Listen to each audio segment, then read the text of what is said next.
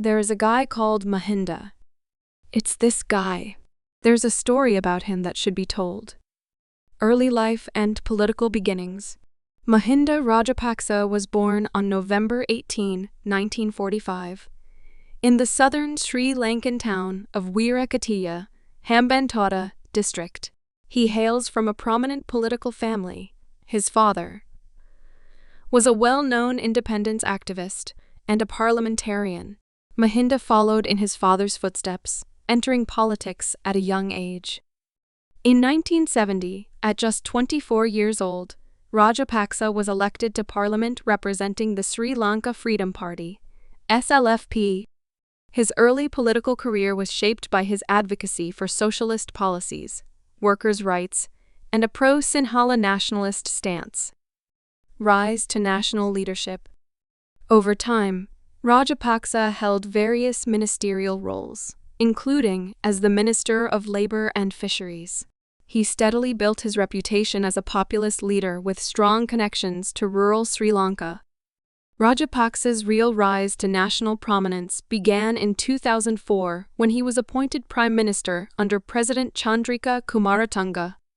In 2005, he ran for the presidency and won by a narrow margin, partly due to a boycott of the election by the Tamil Tigers, LTTE, in the north and east of the country. In a land where turmoil met resolve, Sri Lanka endured a conflict that lasted for 30 long years.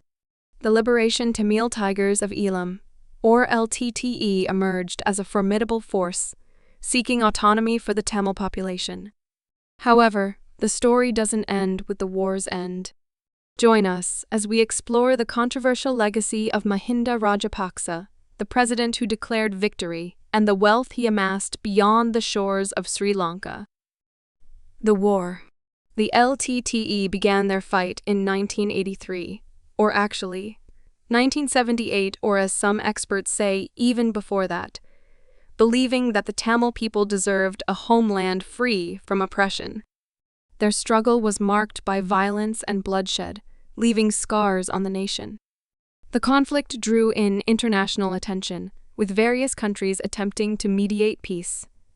Yet all efforts fell short as the war raged on. By the early 2000s, the toll of the conflict was evident. The civilian population suffered immensely, with thousands displaced and countless lives lost. The defeat of the LTTE and civil war. Mahinda Rajapaksa's presidency is most notably marked by the end of Sri Lanka's 26-year civil war. In 2009, under his leadership, the Sri Lankan armed forces achieved a decisive military victory over the LTTE, which had been fighting for an independent Tamil state in the north and east. His brother, Gotabaya Rajapaksa, who served as the defense secretary, played a crucial role in overseeing the military strategy. While the war's end brought peace to the country, it also raised concerns over alleged human rights abuses and war crimes committed by both sides. During the final stages of the conflict, international organizations and human rights groups called for investigations. But Rajapaksa's government rejected many of these claims, arguing that they were necessary actions in the fight against terrorism.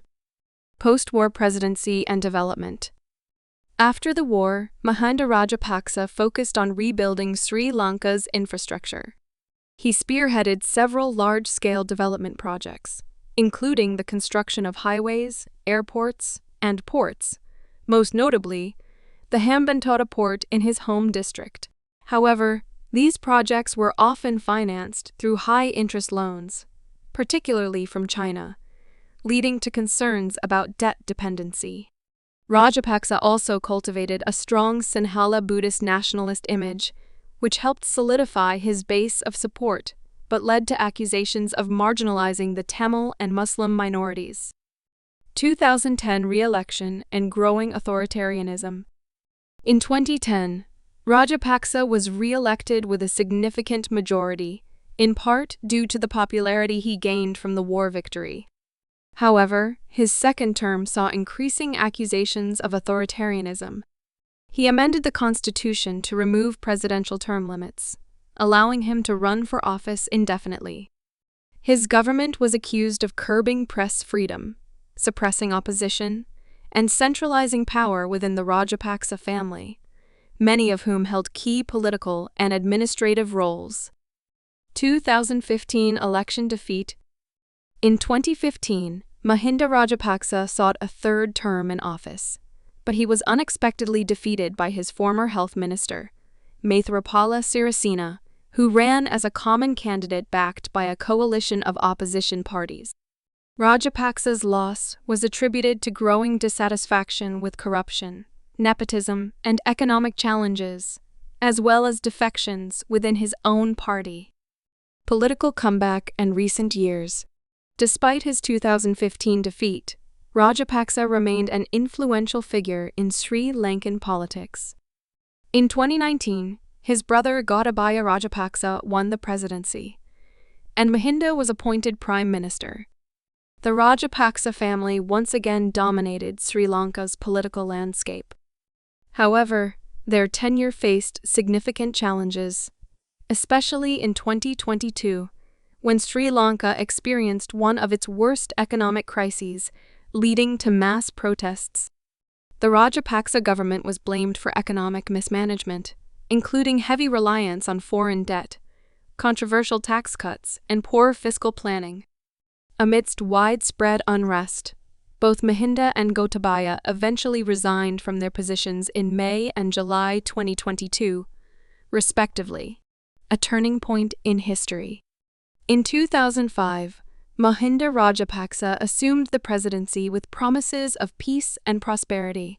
His younger brother, Gotabaya Rajapaksa, served as the defense secretary, leading the military offensive that ultimately led to the defeat of the LTTE in May 2009.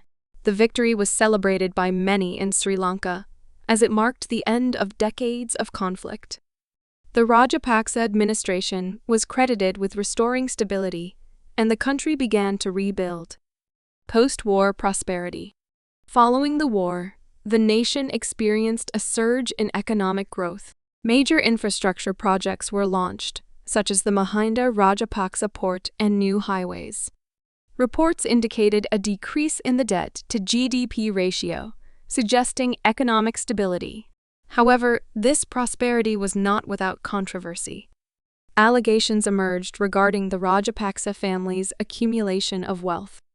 While Mahinda was hailed as a hero, whispers of corruption and financial mismanagement began to circulate. The wealth in Uganda. As time passed, revelations surfaced about Mahinda Rajapaksa's ventures abroad. He became known as the second richest individual in Uganda, only behind Sudhir, a significant government ally. His investments in luxury hotels in Uganda raised eyebrows everywhere. Reports revealed that he had invested heavily in creating a beautiful experience for visitors, even building up the streets around his hotels to enhance accessibility and appeal. The fall from grace. By the early 2020s, the economic situation in Sri Lanka began to decline. Protests erupted over rising living costs, inflation, and the perceived mismanagement of the economy. Although this was attributed to the younger brother Gotabaya, the Rajapaksa administration faced increasing scrutiny as accusations of corruption intensified. Not only Mahinda's popularity, but the then-president Gotabaya's reputation waned, culminating in his resignation amid massive protests in 2022. What was once a celebrated legacy transformed into a contentious narrative filled with allegations of greed and incompetence. The story of Mahinda Rajapaksa encapsulates the complexities of leadership in times of conflict and peace. While he is remembered for his role in ending the war, his legacy is marred by questions of wealth, corruption, and governance. How in the bloody world did he become the second richest man in another country? That's impossible, because there is no record of him having huge enterprises where he made so much money. There is no question that he stole from the poor people of Sri Lanka. There is no other logical explanation. All right, steal $1 million. But this is completely bonkers. Most Sri Lankans don't know this. Ask anyone from Uganda. That's your research. The rise and fall of the Rajapaksa dynasty serve as a poignant reminder of how quickly fortunes can change in the realm of politics. As we reflect on the history of Sri Lanka, it becomes evident that the true test of leadership lies not just in achieving victory, but in fostering a future built on transparency, accountability, and trust.